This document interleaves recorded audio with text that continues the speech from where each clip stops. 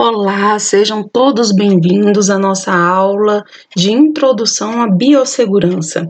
Sou a professora Nazaré, enfermeira responsável pela disciplina. Então, vamos entender um pouco sobre a biossegurança e a sua importância. O conceito de biossegurança, ele vem muito em encontro com o que a própria palavra significa. Bio significa vida e segurança vem de assegurar, de segurar algo. Então, a biossegurança é tornar o ambiente, seja um ambiente de trabalho, seja um ambiente familiar, longe de riscos que venham provocar algum dano à saúde. Então, eu tenho que prevenir, controlar ou eliminar esses riscos. E para tal, nós temos estratégias essenciais que nos auxiliam muito na redução desse risco. E algumas pesquisas que trazem consigo o desenvolvimento sustentável para a fim de prevenir esses riscos e esses danos à nossa saúde. E nada melhor do que essa biossegurança trazer medidas de controle de infecção. Esse controle das diversas infecções que nós temos cabe muito dentro dos ambientes de saúde, porque ali dentro desse ambiente nós temos inúmeros micro-organismos que são os responsáveis por causar algumas doenças em toda a população. Então, eu tenho que promover a consciência sanitária dessa comunidade diante desses bichinhos que nós não conseguimos ver. E é o que está acontecendo muito atualmente, desde o início da pandemia da Covid-19, toda a população, ela vem sendo introduzida a ter essa consciência sanitária, porque é lógico, nós sabemos que tem algumas doenças que elas são facilmente transmitidas pela falta de higiene da maioria dos profissionais ou também da população. Aqui nessa figura, traz um profissional da área da saúde com os equipamentos de proteção individual mais utilizados no momento. Nós temos aqui a luva, nós temos gorro, óculos, capotes, máscaras, e que foram introduzidas para todos no mundo na atual conjuntura.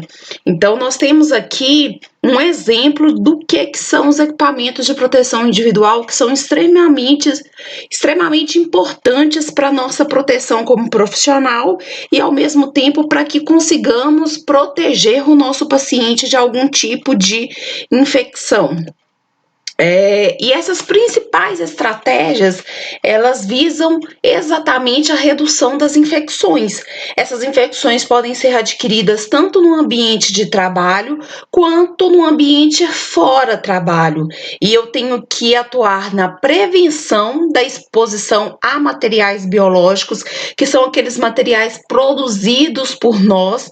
Aqui está um exemplo do sangue, que é um material biológico potencialmente infeccioso, porque ali eu posso ter vários vírus, micro-organismos diversos, como os vírus, as bactérias, enfim, que podem provocar algum dano à saúde daquela pessoa que esteja manipulando esse material biológico. Outro exemplo, alguns pacientes com algumas doenças contagiosas, até mesmo o próprio alimento que é ofertado àquele paciente, ele tem que ser descartado de maneira adequada. Um exemplo de pacientes com meningite. Caso esse paciente venha alimentar ali e sobre algum resto ali de alimento, esse alimento tem que ser descartado como material contaminado, porque se for descartado em lixo comum, como os outros alimentos de pacientes que não tem esse tipo de doença contagiosa, eu posso estar transmitindo essa doença para outras pessoas, sejam pacientes ou até mesmo profissionais que ali trabalham. Então, esse cuidado ele deve ser tomado por todos nós profissionais da área da saúde. Esse paciente também ele pode apresentar um tipo de infecção na urina, um tipo de infecção nas próprias fezes, que até mesmo o descarte desses materiais que são as nossas eliminações fisiológicas tem que ser feito de maneira adequada. E também, né, essa redução das infecções, ela é feita muito através da proteção, através da imunização. Então, existem diversas vacinas disponíveis hoje aqui no Brasil e em todo o mundo. Aqui tem um exemplo da Covid, que é a vacina que atualmente está no auge, mas nós já temos diversas vacinas, e vacinas essas que reduzem muito as infecções adquiridas tanto por profissionais quanto pela população de forma geral. Exemplo dessas vacinas, nós temos a vacina de tétano, nós temos a vacina da hepatite B, da hepatite A, da meningite, enfim, são doenças que eram extremamente comuns e que tinham um potencial letal muito grande, matavam muitos indivíduos e que hoje percebemos uma redução ou até mesmo uma extinção de determinado surgimento de algumas doenças. É lógico que alguns indivíduos eles apresentam essas doenças, mas com um quadro sintomatológico muito menor do que antigamente. Então, o que é essa infecção?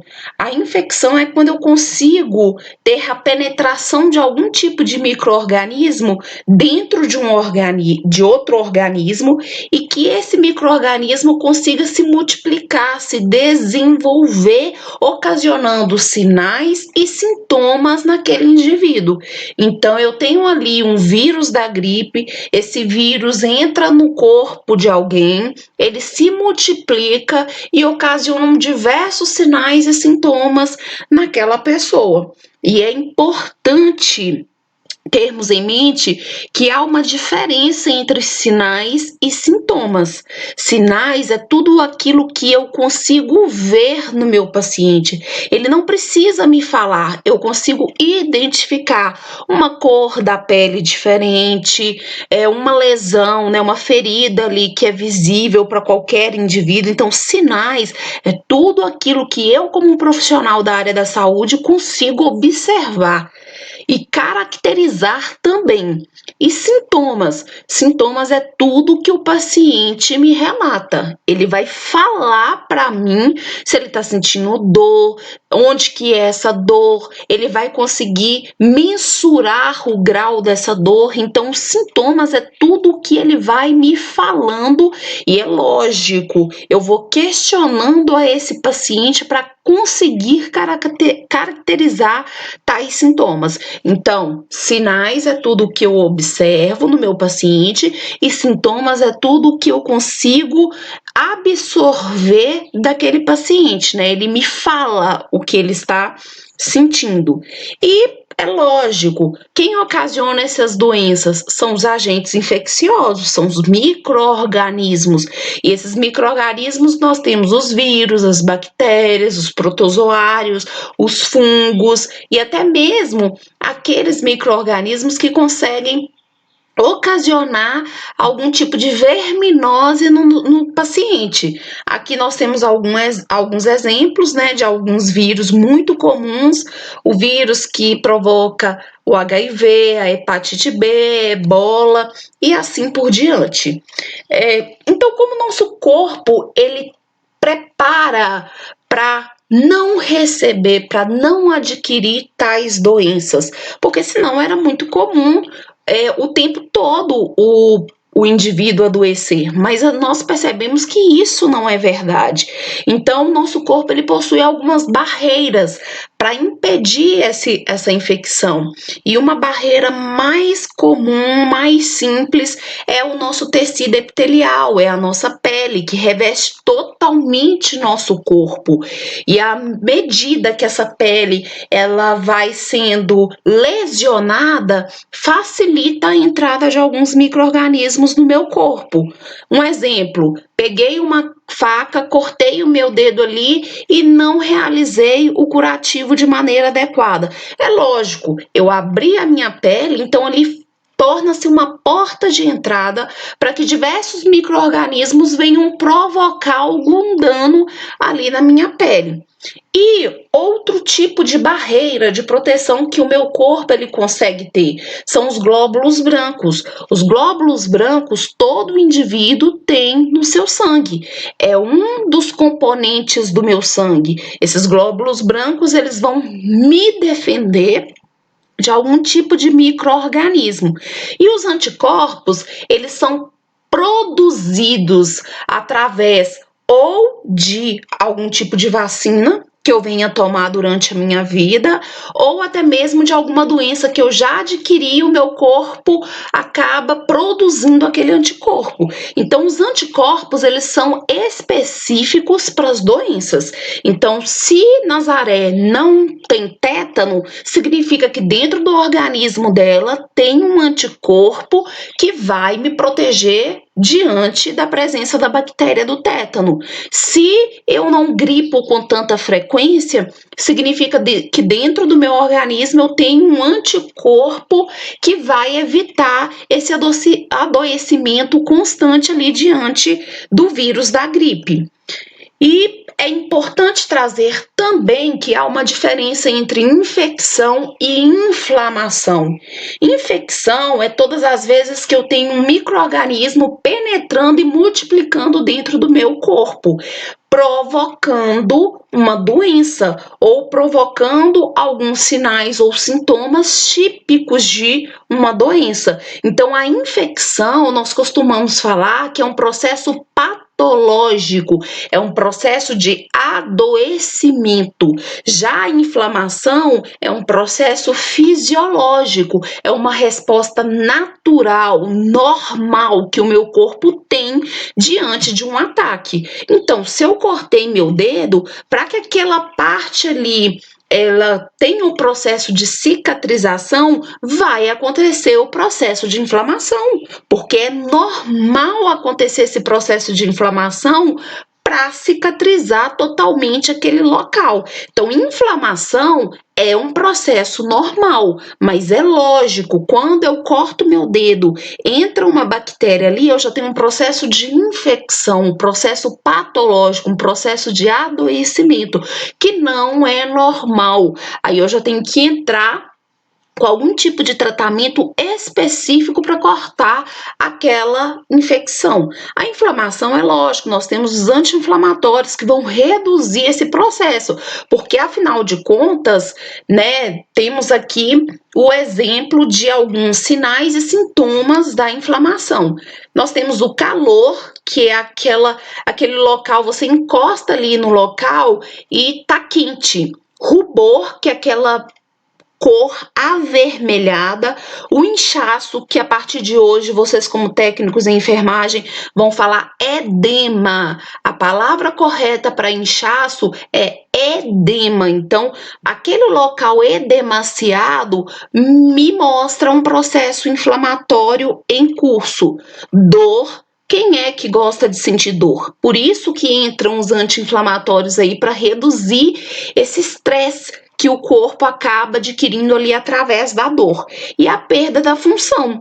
Ou seja, se eu tinha uma movimentação correta e adequada do meu dedo e eu acabei cortando, acaba que o meu dedo perde esse movimento, ele perde um pouco da sua função. E esses sinais de inflamação também, eles recebem o nome de sinais flogísticos, que é importantíssimo o técnico conhecer, identificar e tratar. É lógico, se eu tenho ali um paciente com uma punção venosa, ele relata dor, eu encosto ali naquela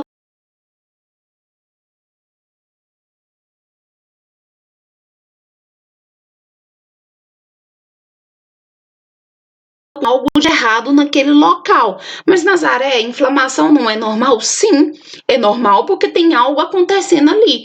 E eu vou deixar esse acesso naquele paciente de forma alguma. Vou retirar esse acesso e colocar um novo ali no local, né? No local que eu falo, no paciente, não no mesmo local que tinha o acesso venoso anterior. E quais são esses sinais flogísticos? Novamente, perda da função, dor, edema, rubor e calor. E dentro dessas infecções é importante caracterizar algumas infecções super comuns. Nós temos a infecção hospitalar e a infecção comunitária. A infecção comunitária é aquela doença que eu adquiro fora do ambiente hospitalar. Então, eu vou adquirir na minha casa, no meu ambiente de trabalho, no meio da sociedade. Então, é uma infecção adquirida até 72 horas, né, de internação.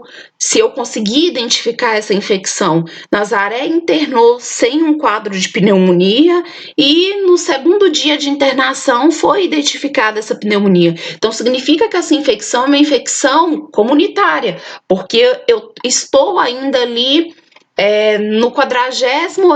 na 48ª hora de internação e já conseguiram identificar um tipo de infecção. Então, até 72 horas de internação, se eu consigo identificar qualquer tipo de infecção, essa infecção é considerada comunitária.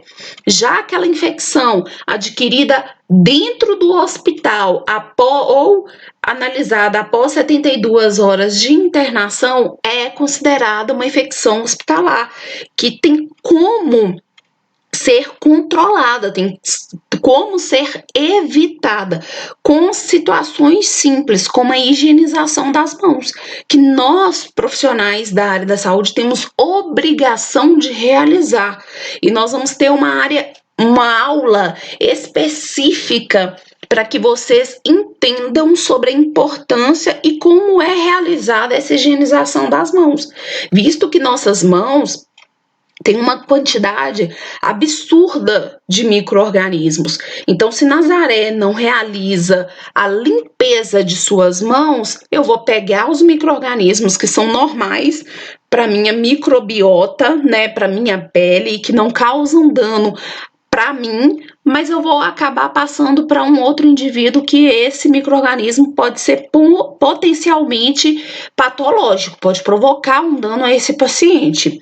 Então, sempre devo lavar minhas mãos, usar os equipamentos de proteção individual, como aqui a máscara, as luvas. Importante ressaltar, não adianta nada calçar luva sem anteriormente ter higienizado suas mãos. E isso é algo que é inadmissível. Eu tenho que lavar minhas mãos, passar álcool a 70 e depois calçar minhas luvas, porque aí eu reduzo drasticamente a capacidade de passar algum tipo de micro-organismo para outro indivíduo. Sempre, né, garantir uma limpeza adequada de superfícies, sejam de objetos inanimados, quanto do ser humano. Eu vou deixar um paciente sem tomar banho? De forma alguma, porque aquilo aumenta o risco dele ter algum caso de infecção.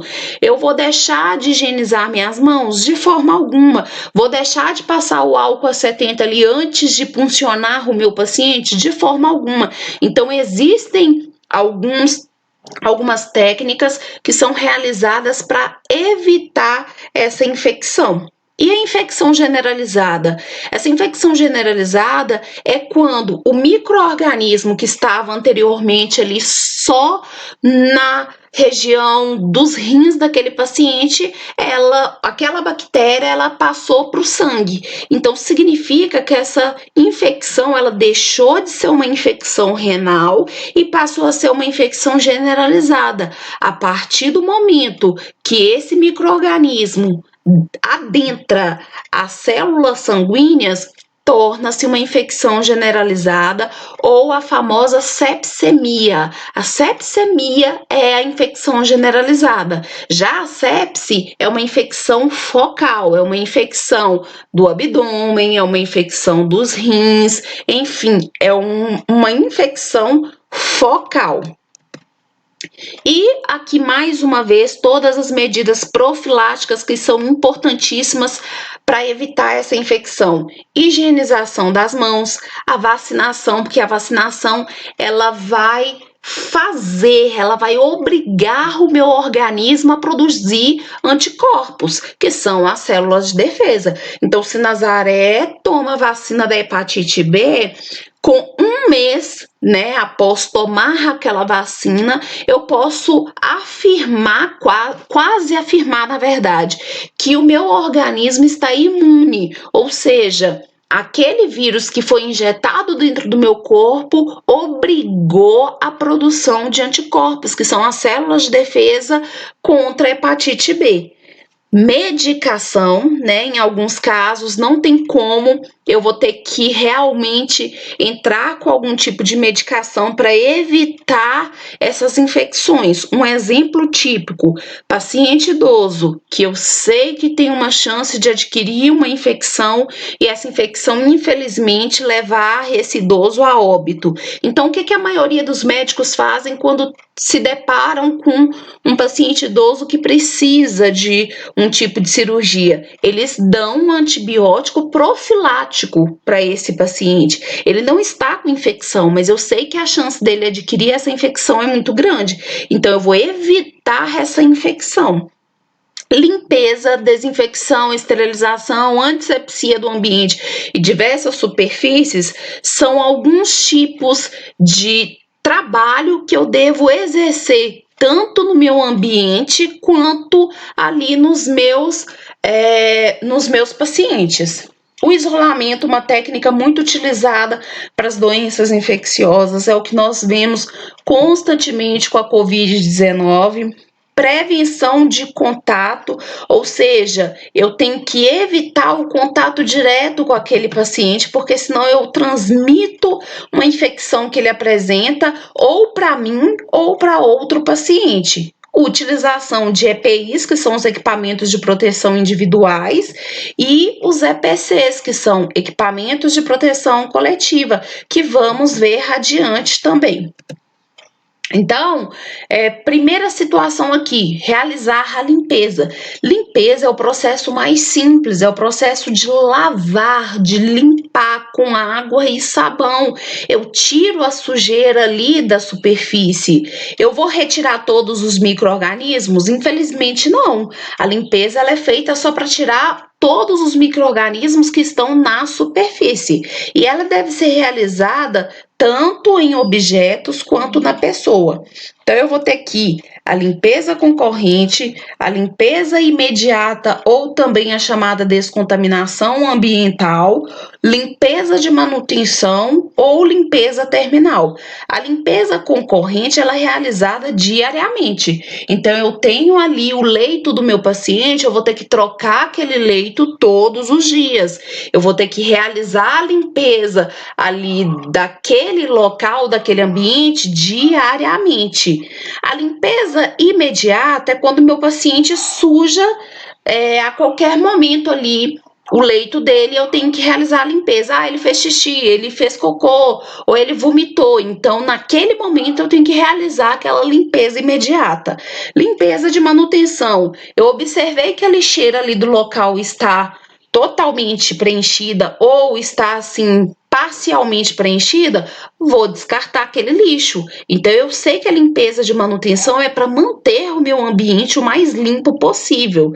Limpeza terminal é quando o paciente ou entra em óbito ou é transferido, né, de uma unidade para outra ou recebe alta. Então, eu sei que aquele leito ele vai ficar vazio. e está aí aguardando chegar um novo paciente. Então, eu tenho que realizar a limpeza terminal daquele local. E o processo de desinfecção? Então, acabei de fazer o processo de limpeza, eu tenho que passar para o processo de desinfecção. A desinfecção é realizada em objetos inanimados. Então, eu não realizo desinfecção em paciente, eu não realizo desinfecção em pessoa. Então, é uma forma incorreta que os indivíduos utilizam. Ah, Nazaré, realizei a desinfecção do braço de Dona Maria. Mentira! Você realizou a antisepsia do braço de Dona Maria, porque a desinfecção é realizada em bandejas, em bancadas, em objetos que nós vamos utilizar ali para aquele paciente. Então, a desinfecção, ela sim, ela consegue, ela é melhor até mesmo do que a limpeza. Por quê? Ela consegue retirar boa parte dos micro-organismos que estão ali naquele objeto, exceto os esporos. Os esporos são os micro-organismos mais resistentes, mais fortes que nós temos no mundo. Então, para esse tipo de micro-organismo, eu tenho um outro tipo de processo que conseguirá eliminar os esporos. Então, a desinfecção, ela é realizada por algum tipo de substância que vai auxiliar ali naquele processo de desinfecção. Uma das substâncias mais utilizadas atualmente, álcool 70. Eu consigo realizar o processo de desinfecção de uma bandeja que eu irei utilizar ali para fazer algum procedimento no paciente, eu consigo realizar a desinfecção com esse álcool 70. E a esterilização, então? Para que serve essa esterilização? Para retirar qualquer tipo de micro-organismo daquele objeto. Eu não esterilizo também ser humano, gente. Então eu tenho que identificar que as palavras elas são utilizadas de maneira errada. Eu só consigo realizar a desinfecção, realizar a esterilização de objetos. A desinfecção retira boa parte daqueles micro-organismos, exceto os esporos. Já a esterilização, ela consegue retirar todos os tipos de micro-organismos e, na maioria das vezes, são utilizadas em objetos muito usados dentro do CTI, usados dentro do bloco cirúrgico, usado até fora desses ambientes, mas que são considerados uns processos mais críticos, mais invasivos naquele paciente e que se eu não utilizar um material esterilizado, com certeza vou provocar algum tipo de infecção naquele paciente. E a antisepsia é utilizado em paciente. Então, antes de realizar uma cirurgia, antes de realizar uma punção venosa, eu vou utilizar de alguns materiais para fazer a antisepsia, retirar boa parte dos micro-organismos do tecido epitelial daquele paciente. Então, eu posso utilizar alguns antissépticos, como o álcool 70, como o PVPI tópico, que é esse laranjadinha que vocês estão vendo aqui, que é muito utilizado antes das cirurgias. A própria clorexidina e assim por diante. E a asepsia. A asepsia é tornar um ambiente totalmente sem micro-organismos. E assim eu vou evitar que esse paciente venha adquirir algum tipo de infecção. Então, se Nazaré vai realizar uma sondagem vesical de demora, eu tenho que tornar aquele ambiente ali asséptico, porque eu sei que a chance de ocasionar uma infecção urinária naquele paciente, naquele momento que eu estou fazendo a sondagem vesical de demora, é muito grande. Então, se eu não tirar um tempinho para organizar aquele ambiente e para tornar aquela técnica totalmente asséptica, é fato que esse paciente vai adquirir algum tipo de infecção. E aqui é importante, e provavelmente vocês vão ver também em cirúrgica, que todo o hospital ele é dividido em áreas críticas, semicríticas e áreas não críticas. A área crítica e semicrítica eu tenho o paciente. Então, eu vou ter um paciente nessas duas áreas, tanto a área crítica quanto a área semicrítica. A área não crítica, eu não tenho a presença de paciente. Então, são aquelas áreas que eu organizo os papéis daquele hospital ou daquele ambiente de saúde, o almoxerifado, que tem todos os produtos para serem utilizados ali naquela área hospitalar, os vestiários, as salas de costura, copas, enfim, são áreas que eu percebo que não tem a presença de um paciente. Já a área crítica são aquelas áreas onde que eu tenho pacientes que vão passar por procedimentos muito mais invasivos, como dentro de um bloco cirúrgico. O médico ele expõe o paciente ali totalmente, né? Ele abre o paciente para conseguir ajudá-lo ao máximo. E a área semicrítica também é ocupada por pacientes que não exigem cuidados intensivos ou de isolamento. Então eu tenho ali a clínica médica, eu tenho a clínica cirúrgica e assim por diante. Então, muito obrigada. A nossa aula de hoje é só uma introdução sobre a biossegurança. E assim, qualquer dúvida que vocês tiverem a partir do que foi explicado hoje aqui, vocês podem me questionar no fórum, tá bom? Aqui nós temos as referências bibliográficas, então de onde que vocês podem estudar e tirar tudo que foi falado aqui hoje na nossa aula. Bons estudos e até a próxima!